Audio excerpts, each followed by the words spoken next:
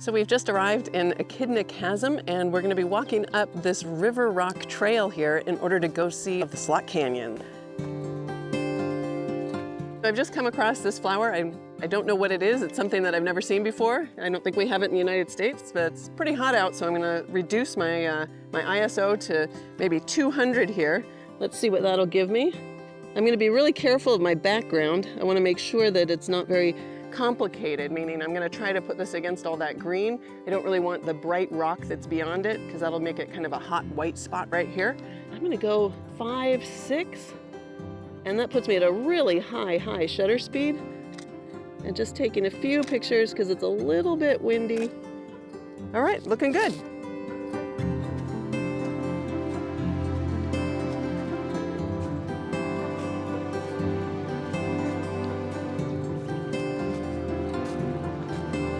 So we've just arrived at the Slot Canyon. It's really nice and cool in here. You can see they just go up forever. So what we want to do is we're here at a time where the sun is up high in the sky, and so it's going to come down through the Slot Canyon, and hopefully we'll get a nice shot of this glowing light within the canyon itself. All right, let's go see. So we've just entered the main chamber, and you can see behind me how the light is coming through. If we look up, we can see the sky. I'm hoping maybe we'll get lucky. There might be a cloud that goes over. Otherwise, we're going to get a nice, brilliant blue sky up there. So we have a northern green tree frog right over here. I want to catch a picture of it, but it's quite dark over there, and so I want to move slowly so that I don't scare it away, but I want to get that little bit of light. We've come up another canyon, and I'm looking up, but it's so wide angle that I'm going to try to change up a little bit. I want to shoot a little bit tighter this time. So when I shoot tighter, I'm really just looking for shapes, for where the light might be just touching the edge of a shape, where one shape maybe flows into another shape, so very abstract. I'm actually going to try to capture this in 3 different exposures, and then I'm going to merge them together in Lightroom, just because the dynamic range or the contrast between the shadow areas here and the highlight areas are so great.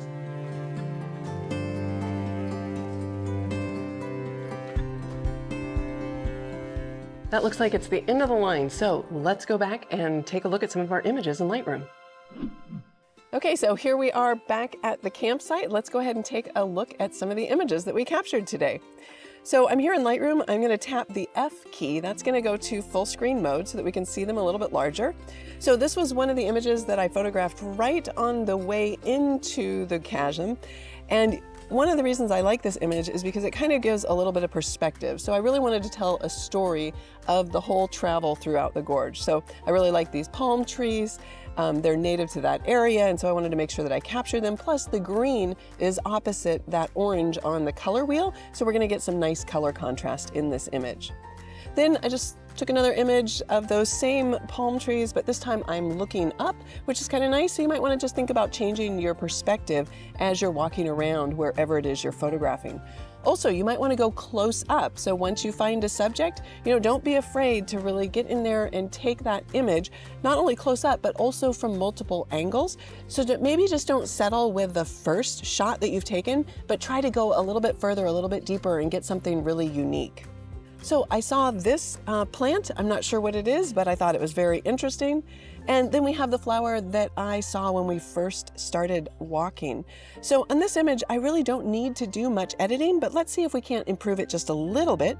I'm going to tap the F key again. That's going to take us out of full screen mode.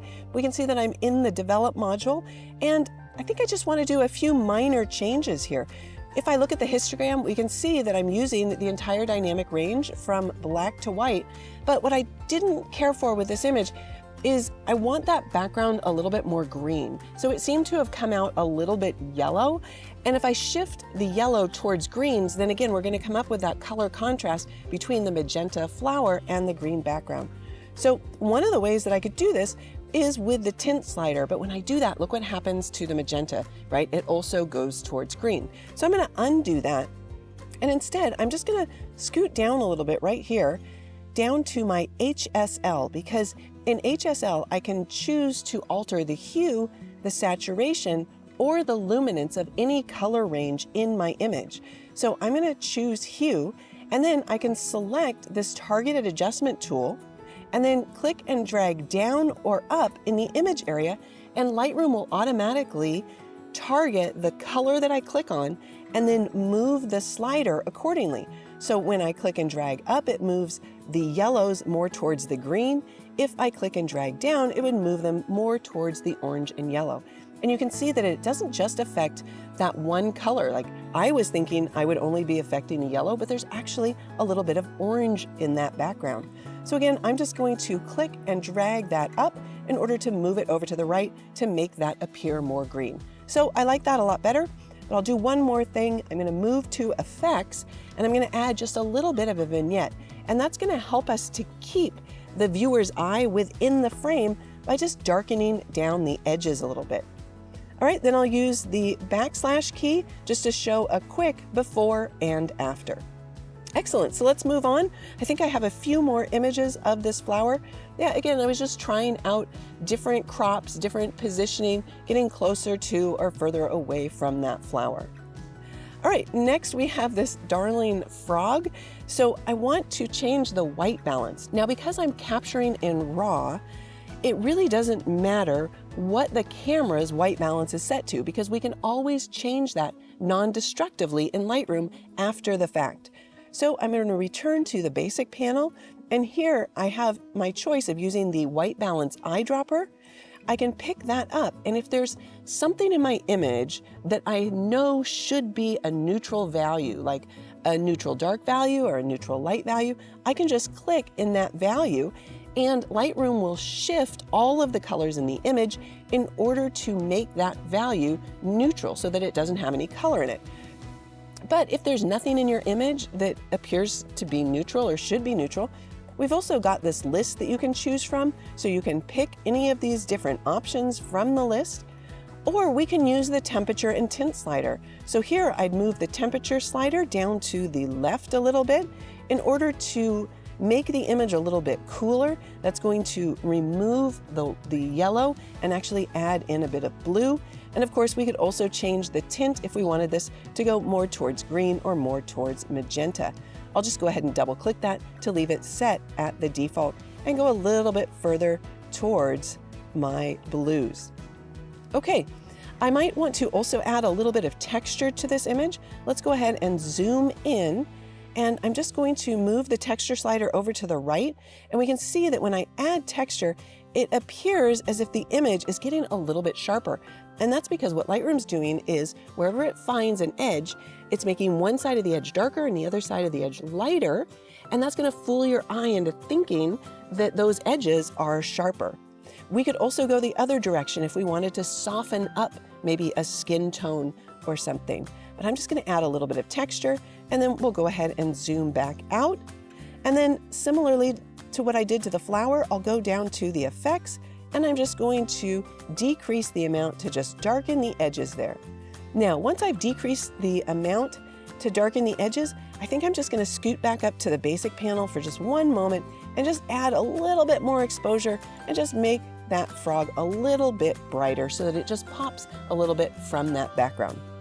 Here again, I've got another image of the frog, just again to show you variations that I'm always trying to make sure that I go past just that first initial grab shot and try something else. All right, now let's take a look at one of the images that was taken inside of the chasm. And we can see here that I'm selecting 3 images in the film strip, and I'm going to tap the N key, and that's actually going to take me back to the library where we can view this in survey view. I'll also tap the tab key so we can see it a little bit larger by hiding those panels. So here we have 3 exposures of the same scene. It's just that I've bracketed the exposures so that the first one is underexposed, the second one is the kind of middle exposure, and then this third one is overexposed. And what I'm going to do is I'm going to merge them together to create one image. So I'll tap G to go to grid view, and then I'll hold down the control key on Mac, or you could use the right mouse button on Windows, and then I'm going to choose photo merge and then HDR. What Lightroom's going to do is it's going to give me a preview, and it's going to auto align all 3 of those exposures because I didn't actually take them on a tripod. If I want to, I can apply the auto settings which is the same as applying auto in the develop module. All of this is non-destructive though, so I can always make changes later. All right, I'm gonna go ahead and merge these together. And again, like I mentioned, Lightroom is going to take all three of those exposures and it's gonna create a new DNG file. And this new DNG file is going to have all of that nice detail information in the highlights from the underexposed image, the good information in your midtones from the middle exposure, and the great information from the shadows in the overexposed image. Okay, here's the HDR image. Let's tap the D key to go to the develop module. We can see that those auto changes have been made to the image, but I'm gonna actually do a few more changes. I'm gonna take those highlights down even more, and I'm gonna bring those shadows up so that we can see into the shadow of the rock area. I'm also going to reset my blacks by just double clicking on it, and instead of using the black slider to decrease the darkest area of my image, I'm actually going to use dehaze, because when I use dehaze, it's going to add a little bit of saturation to my image. All right, so that's looking good. I might also want to just increase the exposure a little bit, but remember, as you increase your exposure, you're not going to get those nice, deep, rich, saturated colors. If we go the other way, of course, it'll darken the image and we'll get even richer colors, but then it makes the rocks too dark. So I'll just increase it just a little teeny bit, just like that. I also think that the top of this image is a little bit distracting, so I'm going to select the crop tool and I'm just going to crop into the image a little. I'm going to crop it from the left-hand side here because I think this area is a little distracting as well. So we'll just crop this down and then tap enter or return in order to apply that. This area up here at the top, if you think that's distracting, we can always zoom in and then choose our healing brush. So we have three options. We can clone, which would make an exact duplicate. We can use the healing brush, which will sample from another area and then change the color and tone in order to try to blend the two areas. Or we can use the content aware mode, in which case Lightroom will simply make up information. I'll use the right bracket key to get a little bigger brush and just click over that spot, and we can see that Lightroom removes it. I also happen to notice there was a spot right down here in this area, right at the bottom. I don't know if that's like a tire or what that is, but I'll use my left bracket to get a little bit smaller of a brush and just brush over that area, and Lightroom will go ahead and fix that for me. I think this area right here could just do with just a little bit of dodging or lightening. So I'll select my mask, select the brush tool.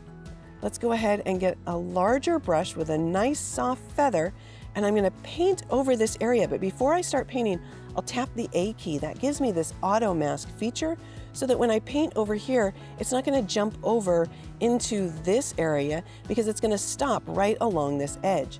Then I'll just come over to my exposure slider and just bring that up just a little bit. Might go down a little bit further and also lighten that area right there. And there we go. I think that looks great. I'll go ahead and apply that, return back to my edits, and if I wanted to, I could just add a little bit of texture in order to make that appear a little bit sharper. And if I use that backslash key, we can quickly go between the original image, that's the before, and that's the after. So I'm really happy with the images that I took today. I love the way that Lightroom enables me to explore and make changes and modifications to my images, and really enables me to create the image that I thought I saw while I was in that location.